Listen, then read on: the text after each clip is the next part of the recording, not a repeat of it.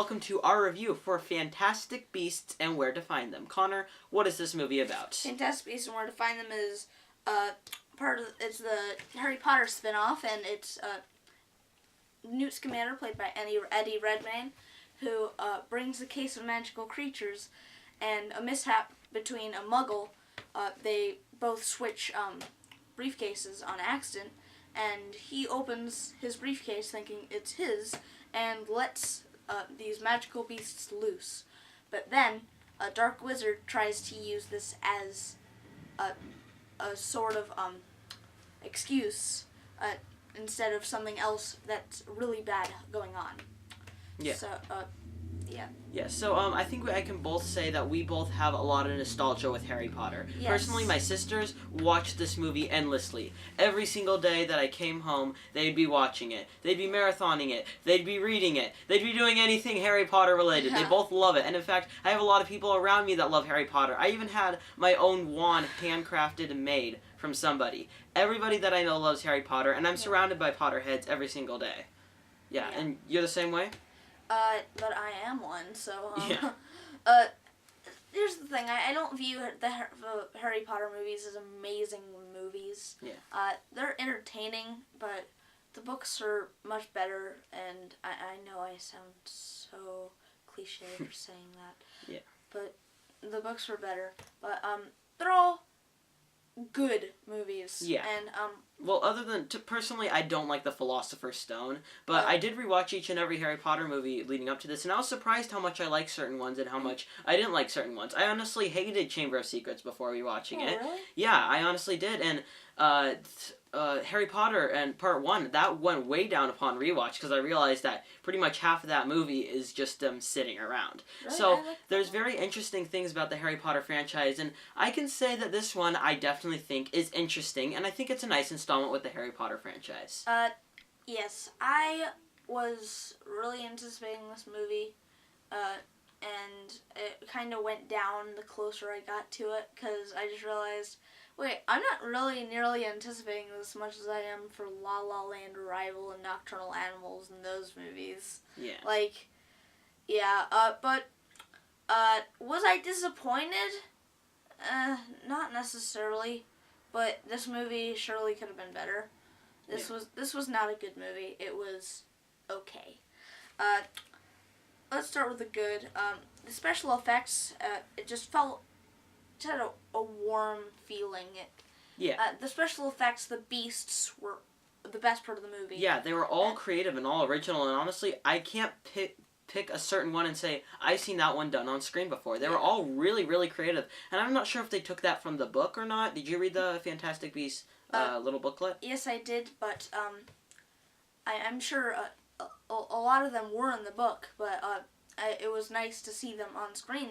They were adapted really well. Yeah, and a lot of them I just sort of want to have as a pet. I just want to have one walk around. Definitely not the one with all the gold and the money, but, you know, some of the other ones that you see when he goes into the realm. They're all very, very cool. Yeah. Eddie Redmayne did a fantastic job playing the role. I haven't seen him in anything else other than Jupiter Ascending. So it was nice to see him in an actually good role. But I didn't see Theory of Everything, so. Yeah, he's great in that. But yeah, he was really, really good in this movie. Similar to Doctor Strange earlier this year, you know, a lot of people who go on screen and are playing jerks, they feel that they have to be in your face about it. You know, Benedict Cumberbatch wasn't. And same thing with Eddie Redmayne here. Usually when you're weird and quirky, you're in everyone's face about it. You're like, oh, look, I'm weird and stuff. But no, he wasn't. He was sort of laid back. He was sort of relaxed, and he just... He knew that people found him annoying, but he just didn't really take it that much, which was really nice to see on screen. It's something very refreshing. I saw a movie... I saw this movie twice, and I remember a distinct quote from it is like, I'm a lot of people like you, don't they? It's like, a lot of people like you, Mr. Scamander, right? It's like, not really. I kind of annoy people. Yeah. But he's not like incredibly in your face every 5 seconds, which is a reason I'm kind of worried for The Edge of 17. I'm kind of afraid that Haley Steinfeld's going to do that. I hope not, though. This was incredibly entertaining. Yes. I don't think anyone expected this to be boring. No. But, yeah. That's kind of, unless you have anything else. Yeah, to say I that's definitely want to good. say that this movie had a very magical vibe to it. Yeah. Like, right once it starts, I felt, okay, I'm back in the Harry Potter universe, and I'm happy to be here, because it's just so nice to return to this universe, and it's nice to see it go somewhere else. This was not exactly in, where the other Harry Potter films took place. This was somewhere different, and it was really nice to see that done on screen. Yes. However, I do think we both have a lot of issues with this movie. Yes. Every single one of my issues is related to J.K. Rowling's script. Yeah, she should not have written this. She's good at writing books, but Cursed Child was okay. That would at have best. yeah, it would have been a much better book. But this had so many things that were wrong with it. Every single thing that had to do with acting. I don't want to say that the acting was bad from anyone. Catherine Watterson, who's great in Her, who played the main girl who worked at Makusa, but she did not do a good job. But I think that was the script's fault. Yeah. Because it's not. She had her. She changed her character way too often. Like, her the character at one moment would be, I'm like this. I'm upset, and now I'm sad, and now I'm happy, and now I'm happy, and now I'm sad again, and now I'm stressed. It's like it's very her character just inconsistent. bounced around the entire movie, and frankly, the entire script did. I mean, there were so many tonal shifts and editing errors that were so crappy. I mean, the first to second scene of this film was Eddie Redmayne arriving on a ship, and then a monster terrorizing New York. Yeah, it's definitely some terrible editing. I didn't really know what was going on with this movie. It went to here and then it went to here, and it didn't have a consistent flow. It just sort of felt all over the place, and I had a hard time attaching myself to the movie. Yeah. I was trying to feel, okay, I want to be able to be completely whisked away into this magical world, but I wasn't able to because I didn't know what this film was trying to accomplish. It was super fast at times. It was slow at others. It decided, oh, I'm going to go fast and slow, especially at the end. I mean, this movie drags so much. It just, towards the third act of this movie, it just digs itself in the ground and keeps on dragging and dragging. I was sitting, I eventually just stopped watching the movie. I put my hand in my head like this, just like, when will this movie end? Because it kept on going and going, and I hate having that happen on screen. Because I have nothing else to do in a theater. So I just sort of have to sit there, really not doing anything. Yeah. And for me, this is not like you can whip out your phone. The theater's gonna be packed. It's not gonna be almost Christmas where I was on my phone half the movie because I was the only one. Yeah, and my theater honestly wasn't that packed either, so I thought, okay, maybe that'll be a nice experience for me to see it as a critic. And honestly, I don't think I'll ever get the huge crowd with this movie, but I don't think I necessarily need to. It's honestly also a very forgettable movie. There are not too many scenes that I can remember specifically. Really? I would have to disagree. I remember practically every scene. See, then again, I saw it twice. So. Yeah, I only saw this once. Yeah. Back to the plot. Script? Shifts, yeah. Tonal shifts.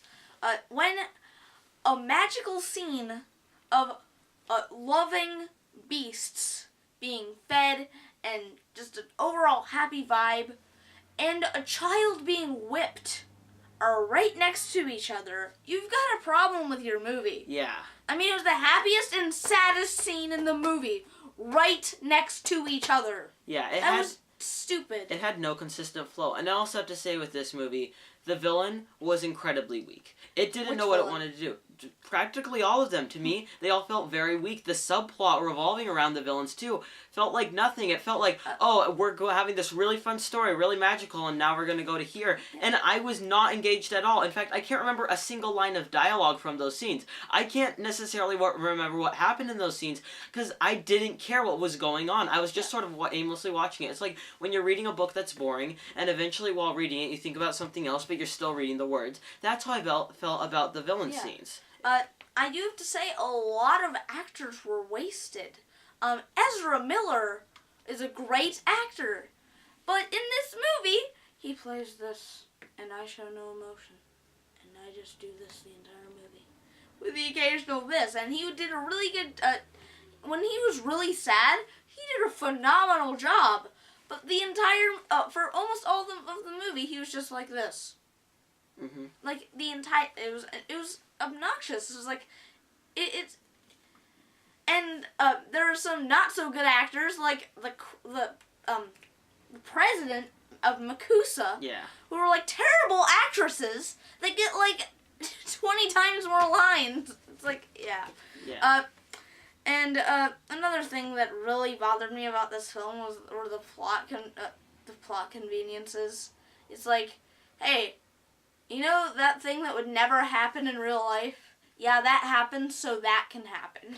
Yeah. I mean, it's like, oh look, Newt and the Muggles' briefcases look exactly the same just so they can switch them up.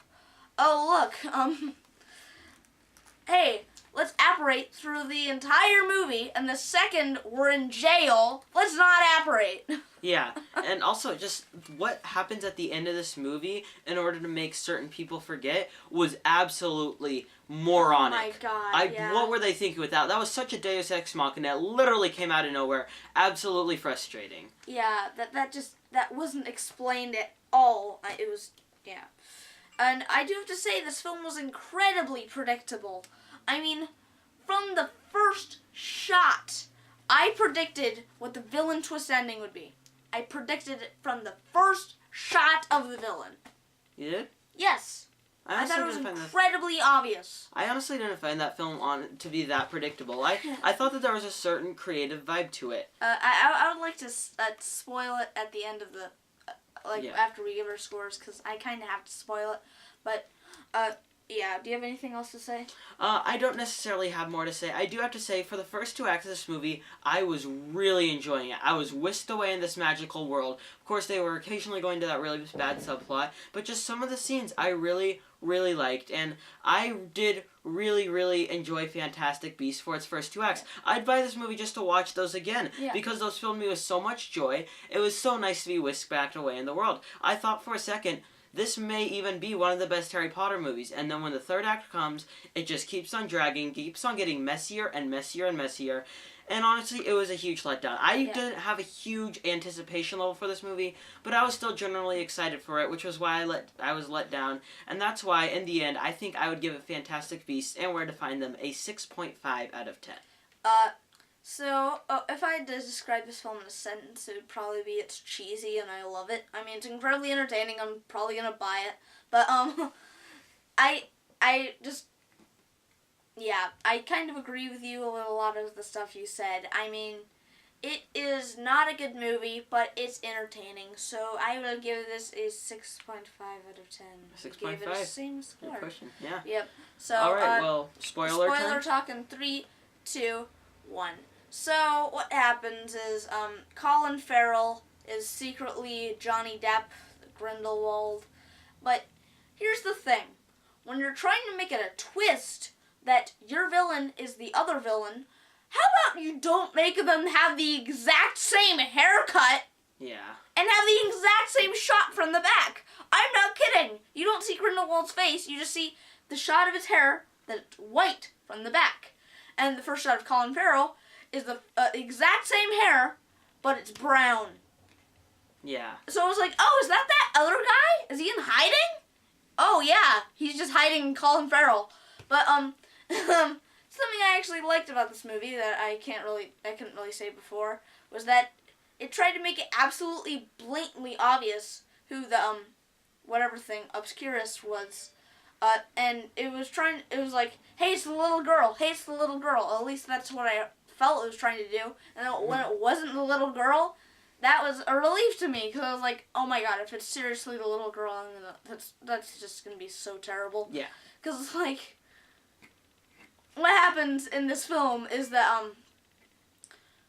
there's a guy that the girl is mad at, and she stares at him. And, like, 2 scenes later, he dies. Yeah. Yeah. There's definitely some really, really dumb things that happen in this movie, but I think that we can both say that we enjoyed it. I think if I were to rewatch this movie, I think I'd like it less and less, so when doing a Harry Potter marathon any other time in the future, not not likely to happen too often. But I'm not sure if I'd include this one because I'm not sure if I'd like it the more and more I see it. Yeah.